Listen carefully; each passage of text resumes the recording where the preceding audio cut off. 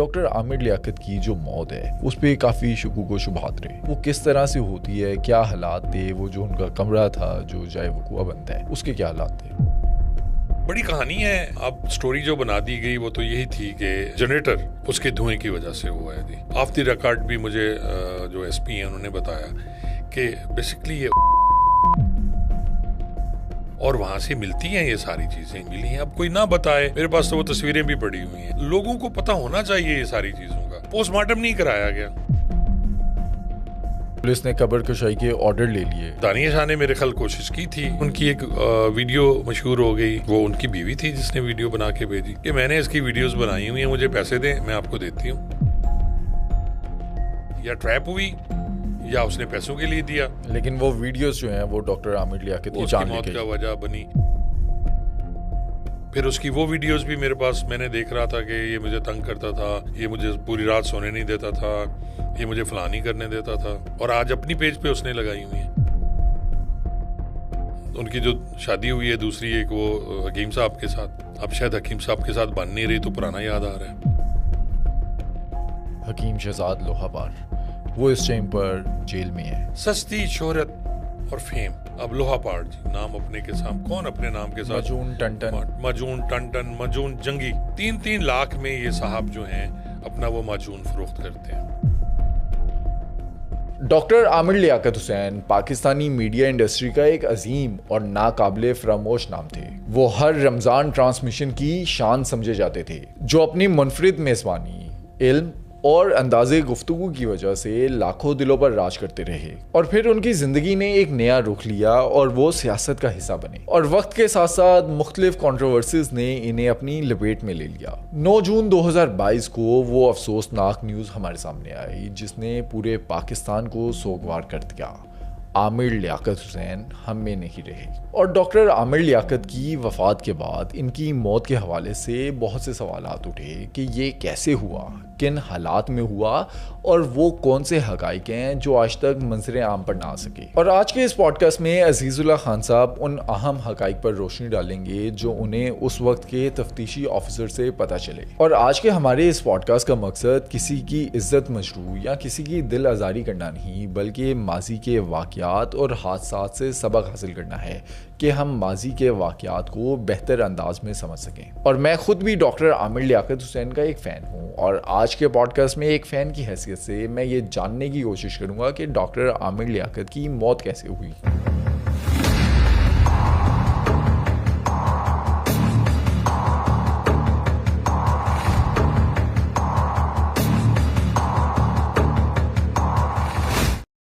Sir, पिछले दिनों हमने आपके YouTube चैनल पे देखा आपने एक पूरी पॉडकास्ट सीरीज स्टार्ट की। उसमें एक केस पड़ा मुझे इंटरेस्टिंग लगा जिस पर लोगों को ज़्यादा इन्फॉर्मेशन नहीं मिली। डॉक्टर आमिर लियाकत का, उनकी जो मौत हुई उस पर काफ़ी शकूक व शुबहात रहे। आपने अपने उस पॉडकास्ट के अंदर SSP इन्वेस्टिगेशन जो उस टाइम पे मौके पर गए उनसे बात की। डॉक्टर आमिर लियाकत की जो मौत है वो किस तरह से होती है, क्या हालात थे, वो जो उनका कमरा था जो जाए वकुआ बनता है उसके क्या हालात थे। अच्छा अली, इसमें मैंने भी उनसे क्वेश्चन किया था लेकिन उन्होंने गोलमोल जवाब दिया। अल्ताफ़ साहब हैं, हमारे दोस्त हैं, भाई हैं, कराची में उनकी बड़ी अच्छी सर्विस है। मुझसे जूनियर हैं वो, एक बैच मेरे ख्याल बाद में या 2 बैच बाद में आते हैं। और क्योंकि कराची में प्रमोशंस हैं तो प्रमोट हुए, लेकिन उन दिनों उनकी पोस्टिंग वहाँ थी। तो जब ये सब कुछ हुआ तो मुझे पता चला, मैंने उनकी तस्वीर देखी तो मैंने उन्हें कॉल की कि ये क्या हुआ। अब पोजीशन ये है कि हमारी बदकिस्मती ये है कि हम एक तो ये कहते हैं जी वो इस दुनिया से चले गए, उनके बारे में बात नहीं करनी चाहिए। ठीक है, बात क्यों नहीं करनी चाहिए, ये भी एक सवाल है। अगर अब मैं कहता हूँ, क्या कहा जाता है कि मरने वाला बहुत अच्छा इंसान था। अगर ये कहा जाए कि मरने वाला अच्छा इंसान नहीं था तो वो कहा जाता है क्योंकि वो मर गया तो आपको ये बात नहीं करनी चाहिए।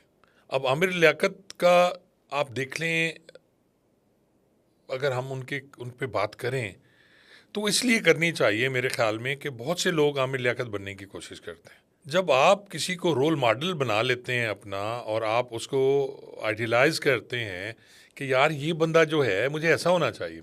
आपको याद होगा कि आमिर लियाकत एक इस्लामिक टच लेके आए, जो उन्होंने शो किए, जो ट्रांसमिशन ट्रांसमिशन की कमाल की थी। नात गोई उनकी, उनकी बाकी चीज़ें, अल्लाह अल्लाह ये सारा कुछ करना, लाइव ट्रांसमिशंस, इतनी देर बोलना। लेकिन मुझे धचका उस वक्त लगता है जब उनकी एक वो लीक होती है, एक वीडियो जिसमें वो जो उस वक्त मौलाना साहब बैठे हुए हैं उनके सामने वो बात करते हैं कि बहुत नाजुक मरहला है। जब वो एक बात करते हैं किसी जना के बारे में या इस टाइप की ज़्यादती के बारे में, तो उस वक्त उनकी बात आपको, शायद आपने वो वीडियो नहीं देखी, मैंने नहीं देखी। वो देखिएगा। फिर वो ताली बजा के कुछ इस टाइप का भी कर रहे होते हैं, यानी आप देखें कि एक इस्लामी प्रोग्राम रिकॉर्ड हो रहा है। तो मेरे दिल में उनकी इज़्ज़त उस वक्त ख़त्म हो गई थी कि नहीं यार, ये बंदा जो है ये ड्रामा कर रहे हैं। अगर आपका इनर और आपका ज़ाहिरी फेस कुछ और हैं तो मैं समझता हूँ वो सबसे बुरा इंसान वही है। मेरे जो दिल में है वही फेस पे नहीं है, तो फिर बात तो ख़त्म हो गई ना। और बहुत से लोग ऐसे हैं जो इस्लाम का लिबादा ओढ़ लेते हैं, दाढ़ी भी रख लेते हैं, सब कुछ करते हैं, अंदर उनके काफिर होता है, कमीनगी होती है। तो ये नहीं होनी चाहिए, मुनाफकत कहा जाता है ऐसे आम उर्फ़ आम में। अब उन्होंने स्टार्ट लिया, फिर सियासत में आ गए, MQM पहले सियासत, फिर PTI में आए, फिर PTI में आने के बाद उनकी पहली शादी थी, हो चुकी थी, फिर दूसरी शादी, फिर शायद तीसरी शादी भी वो जहाँ की, क्योंकि वो एरिया मेरा देखा बाला है, लोधरा भावलपुर के बिल्कुल नज़दीक है।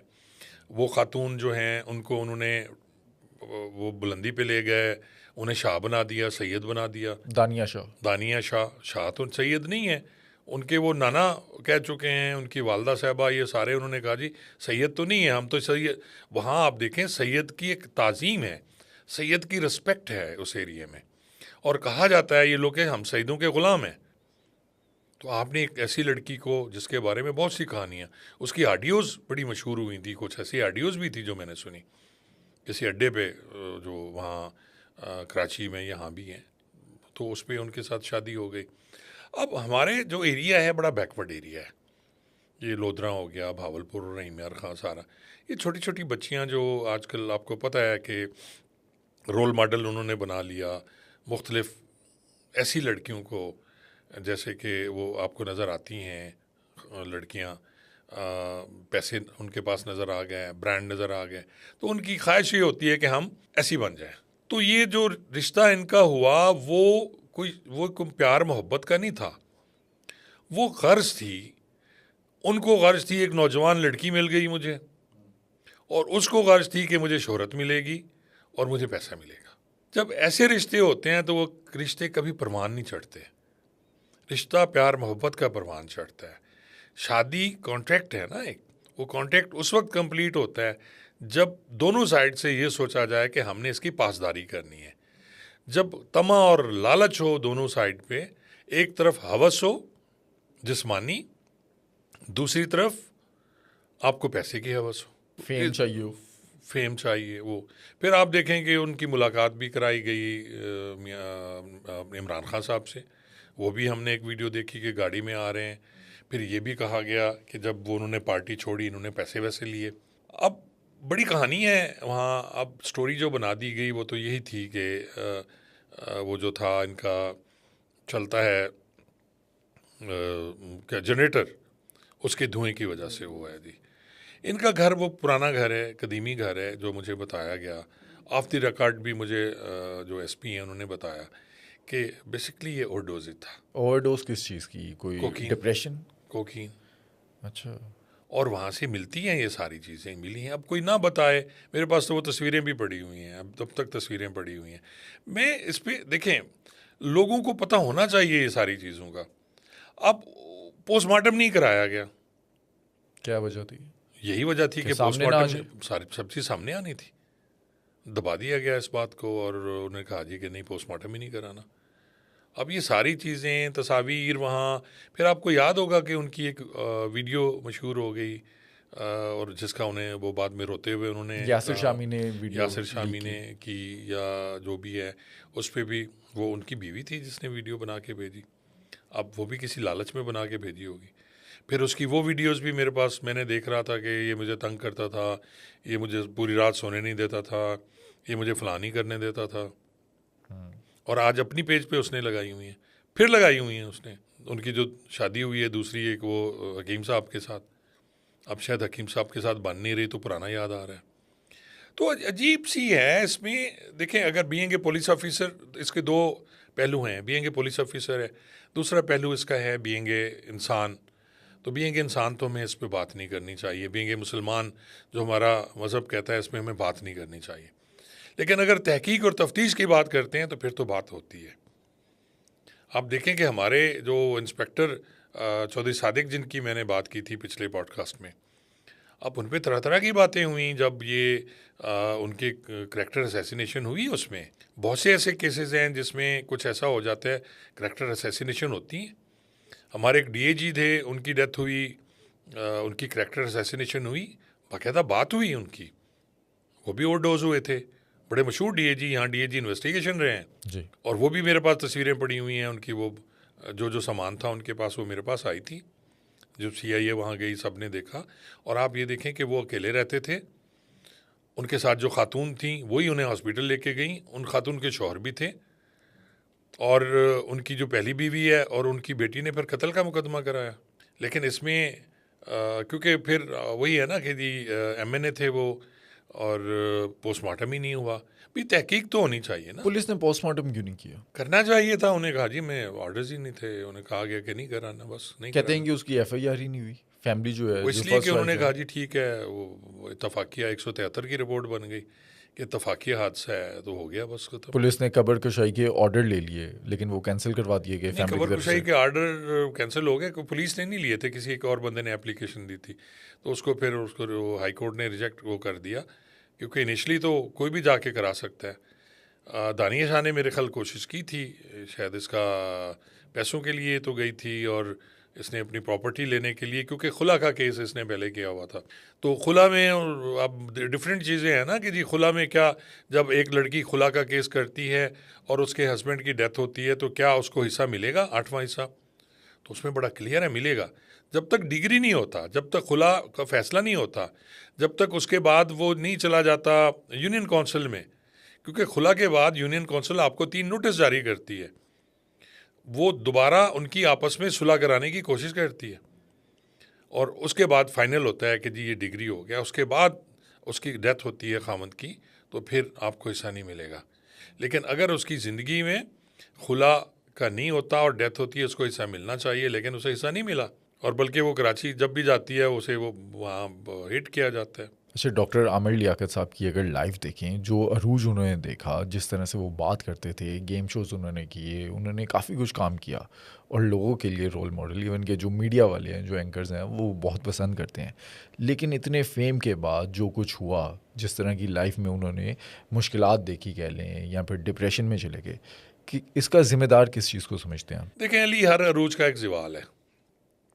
होता कुछ यूँ है कि हमारे बहुत से ख़ास तौर पे वो लोग जो स्क्रीन पे रहते हैं, जो हीरोज़ हैं, हमारे हीरोइंस हैं, वो आप देखें कि बूढ़ी होके नहीं आती स्क्रीन पे। अक्सर आपने देखा हमारी जो अदाकाराएँ थीं अब आपको नज़र नहीं आएंगी, क्योंकि वक्त के साथ साथ एक एक दिन आपके चेहरे पे एक छाप छोड़ता है, एक झुर्री छोड़ता है। कैमरा बड़ा बेरहम है, कैमरा आपके चेहरे को ढूंढ लेता है, कहीं ना कहीं कुछ खामी ढूंढता है। और वो लोग जो अपनी खूबसूरती पे के बेस पे आए होते हैं, चाहे वो फिल्म की अदाकाराएँ हैं, अदाकार हैं, वहीद मुराद की आप बात कर लें, जब उन्हें फिर नहीं मिलता वो जो होना चाहिए, उनका ख्याल रखते हैं लोग, वो रिस्पेक्ट और इज़्ज़त नहीं मिलती, वो फिर डिसहार्ट होते हैं, वो डिप्रेशन में जाते हैं। अब कुछ लोग अपनी हरकतों की वजह से बदनाम होते हैं। अगर आमिर लियाकत इसी तरह करते रहते जैसे वो इस्लामी प्रोग्राम कर रहे थे, वो इधर उधर ना जाते, वो अपने किरदार को मशकूक ना बनाते, वो ख़ुद को सस्ती शोहरत हासिल करने के लिए सब कुछ ना करते, सियासी ना होते, या फिर वो इतनी यंग लड़की से शादी ना करते, उनकी वो वीडियो ना बनती। देखे ना, घर की जो बीवी होती है वो वीडियो तो नहीं बनाती। किसी की बीवी आपकी वीडियो, वो उसकी वीडियो नहीं बनाएगी जिसने रहना है, ना ही वो वायरल करेगी। कौन बनाएगी? जिसको मफाद चाहिए, जिसको पैसा चाहिए कि मैंने इसकी वीडियोस बनाई हुई हैं, मुझे पैसे दें, मैं आपको देती हूँ। तो ट्रैप हुई या उसने पैसों के लिए दिया। आप ये तो वही बता सकते हैं ना कि किसने क्या किया। लेकिन वो वीडियोस जो हैं वो डॉक्टर आमिर लियाकत की उसकी जान मौत लेके का वजह बनी। ज़्यादा मेरे ख्याल में यही था, डिप्रेशन का शिकार हो गया और उसके साथ साथ फिर वो जो उन्होंने दूसरा काम शुरू किया हुआ था वो एक्स्ट्रा ऑर्डिनरी करना शुरू कर दिया। अक्सर लोग करते हैं कि इसी तरह डिप्रेशन में जाके वो ऐसी हरकतें करते हैं, उन्हें समझ नहीं आती, लेकिन वही उनकी मौत का वजह बनती है। हम दानिया शाह पर बात कर रहे हैं। दानिया शाह से रिलेट करते हुए उनके जो इस टाइम पर शोहर हैं हकीम शहजाद लोहापार, वो इस टाइम पर जेल में हैं। हमने हाल ही में देखा उन पर एक केस हुआ, लाहौर से एक खातून थी जिन्होंने उन पर केस किया अटेम्प्ट टू रेप। देखिए मैं उस पर क्या बात करूं, अब वो एरिया फिर वही है, जलालपुर, शुजाबाद, मुल्तान वाला जनूबी पंजाब का एरिया है। सस्ती शोहरत और फेम, अब उनको उनका देख लें, उनका जो आगाज़ है वो एक फजूल चीज़ से है। अब लोहापार जी नाम अपने के साथ, कौन अपने नाम के साथ, मजून टंटन, मजून टंटन, मजून जंगी, अब एक जंगी भी आ गया जी। तो मुझे बताएं कि ये वो चीज़ें हैं कि हमारी बदकिस्मती ये है कि हमारी कौम नहीं, पूरी दुनिया ही मर्दाना कमज़ोरी का शिकार रही है। हमारे बच्चे जब दीवारों पे इश्तिहार देखते हैं मर्दाना कमज़ोरी का और फजूल किस्म की चीज़ें लिखी होती हैं, वो क्या सोचते हैं? जहालत है। फिर आप देखें कि संडे मैगज़ीन आपके छपते हैं, हम भी पढ़ते रहे हैं संडे मैगज़ीन, अब तो खैर कम हो गया। आज भी संडे मैगज़ीन में दो चीज़ें आप पढ़ेंगे, जादू टोना या मर्दाना कमज़ोरी का इलाज, बंगाली बाबा के इश्तिहार। बंगाली बाबा के इश्तिहार, या एक हम इश्तिहार पढ़ा करते थे कि शादी के दिन दूल्हा गायब, 24 घंटे के बाद वापसी। अब शादी के दिन दूल्हा गायब हो जाता है जी और 24 घंटे के बाद इलाज करा के वापस आता है। यानी मैं हैरान हूँ यार इन लोगों पे कि हम कर क्या रहे हैं। और मुझे कल एक दोस्त बता रहे थे कि वो भी उनके पास गए, उन्होंने कहा जी 3-3 लाख में ये साहब जो हैं अपना वो माजून फ़रोख्त करते हैं। खातून जो है उनकी औलाद का कोई इशू था तो उनको इन्होंने फ्रॉड किया, जो मुबैना तौर पे इतलात आई। कहते हैं कि 3,70,000 का मामला था। अब देखें ना जी कि आपने कह दिया कि इससे, वो कहते रहते हैं कि जिसका बच्चा नहीं होता वो मेरे पास है, ये बच्चा मैंने, बल्कि उन्होंने वो एक अदाकारा है उसके बारे में एक कर दिया था। फिर आपको याद होगा कि यहाँ जो एक वक़ुआ हुआ था पंजाब कॉलेज का, उसमें वो बच्ची का जो इंसिडेंट हुआ था, उसमें उन्होंने कह दिया कि जी फ़लाँ तो फ़लाँ, एक उन्होंने फजूल बात की, बाद में माफ़िया मांगी और कहा जी कि मैं आइंदा नहीं करूँगा। ज़बान, वो कहते हैं ना, ये ज़बान आपको फ़र्श पे बिठाती है, ये अर्श पे बिठाती है। अच्छा, सितंबर के महीने में भी देखा उन्होंने अपना वलीमा किया और उस पर उन्होंने लोगों को कॉल्स की, वॉइस नोट्स भेजे, उसमें गालियाँ थी। उसके बाद सीसीडी ने उनका सॉफ्टवेयर अपडेट कर दिया।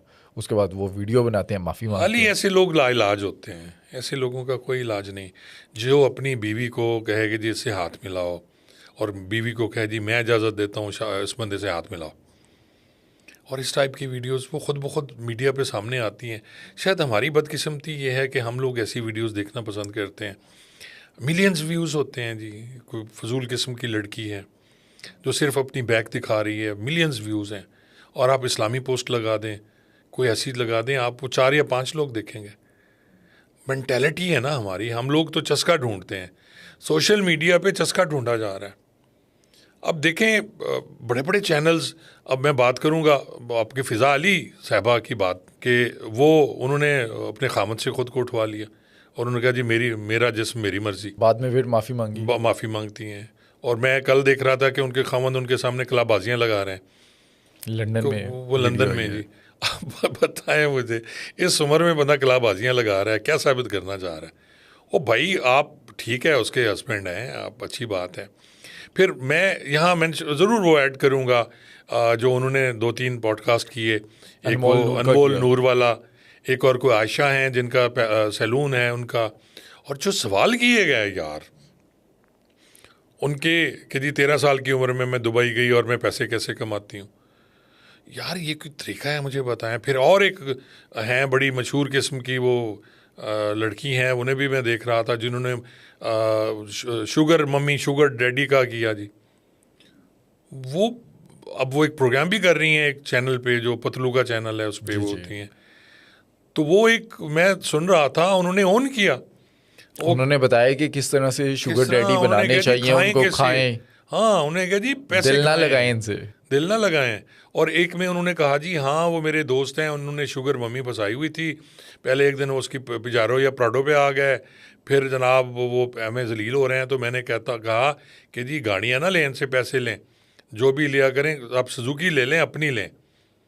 यानी आप नौजवान नस्ल को क्या सिखा रहे हैं यार? आप यही कुछ सिखा रहे हैं।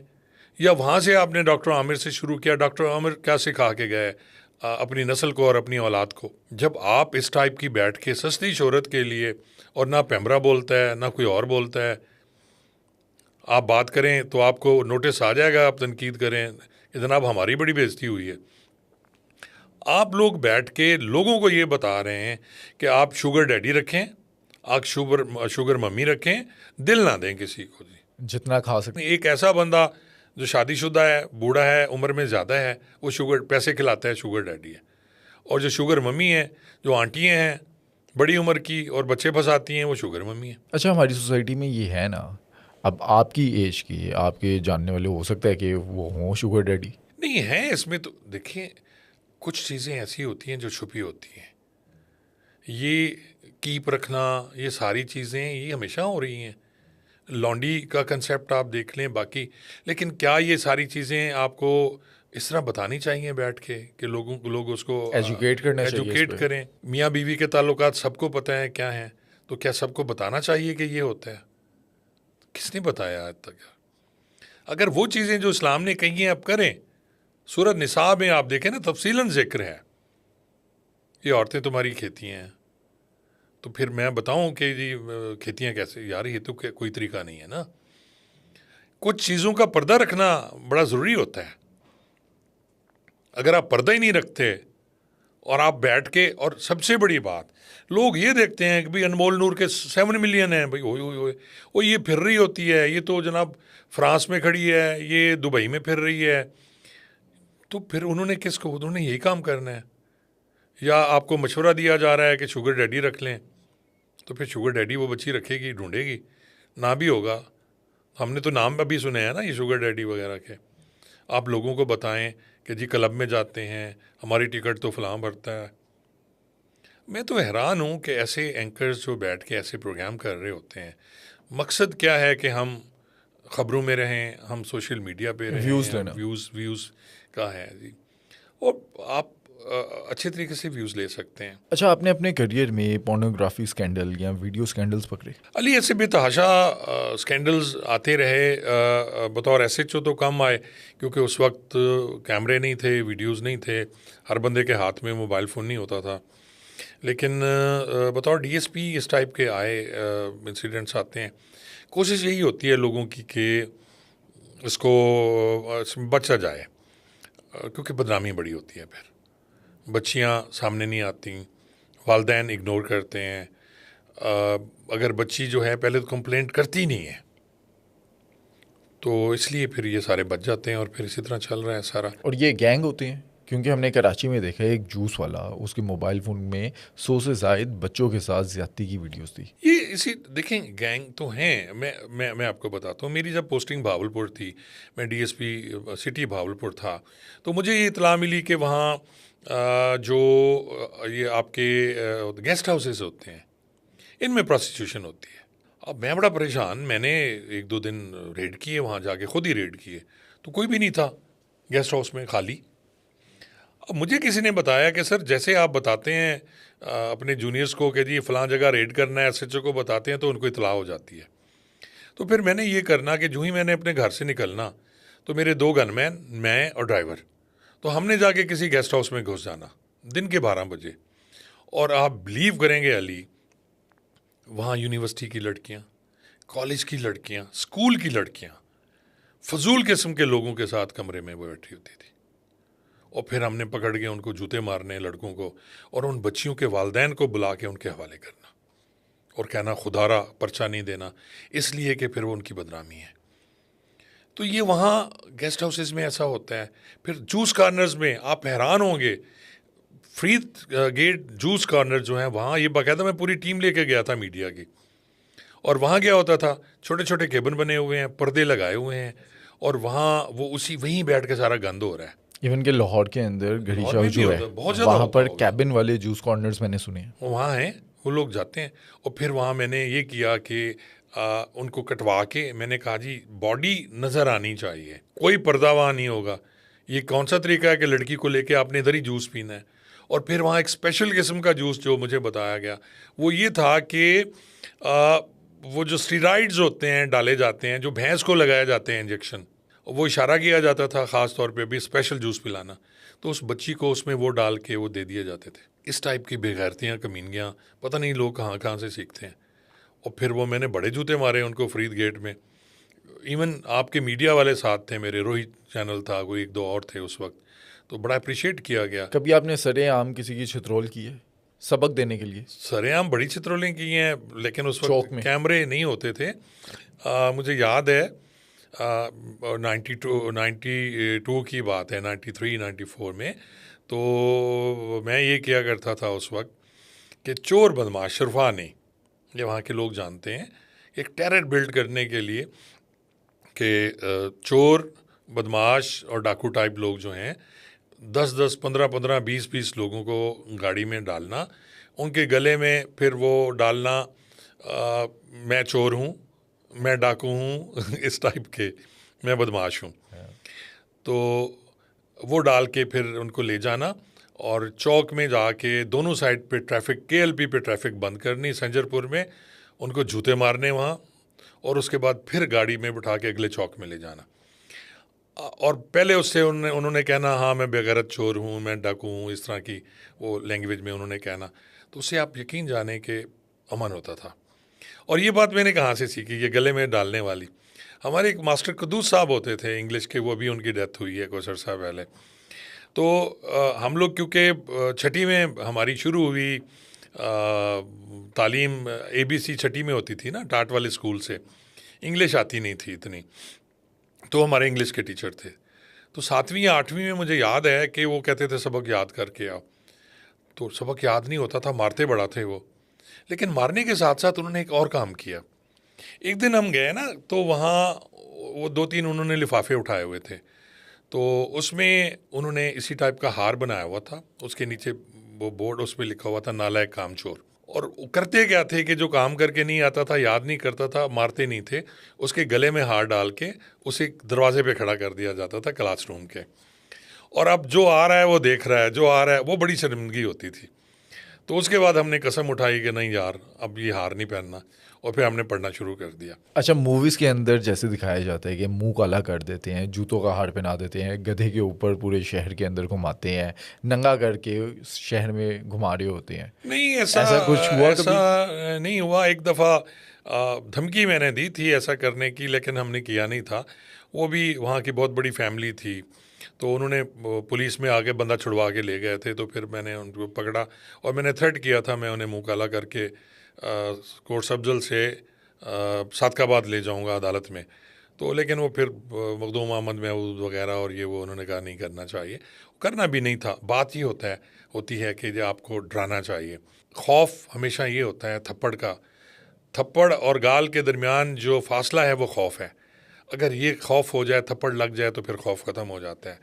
तो इसीलिए मैं कहता हूँ कि डराएं ज़्यादा, करें काम। डराना बेहतर होता है मारने से।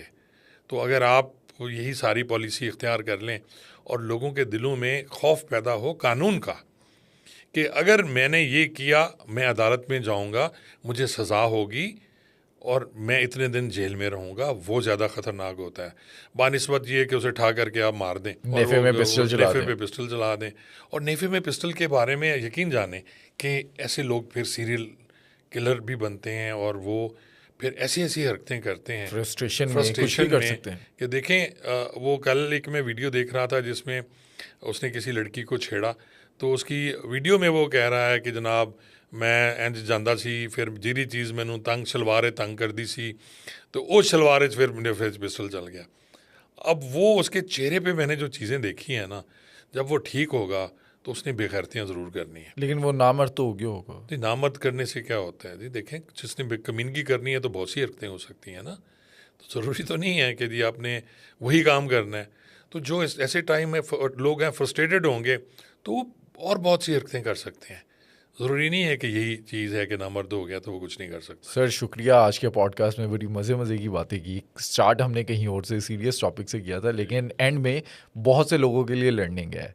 तो ऑडियंस से मैं रिक्वेस्ट करना चाहूँगा कि अगले पॉडकास्ट में जो टॉपिक देखना चाहते हैं वो कमेंट सेक्शन में शेयर करें। Thank you Ali, thank you so much.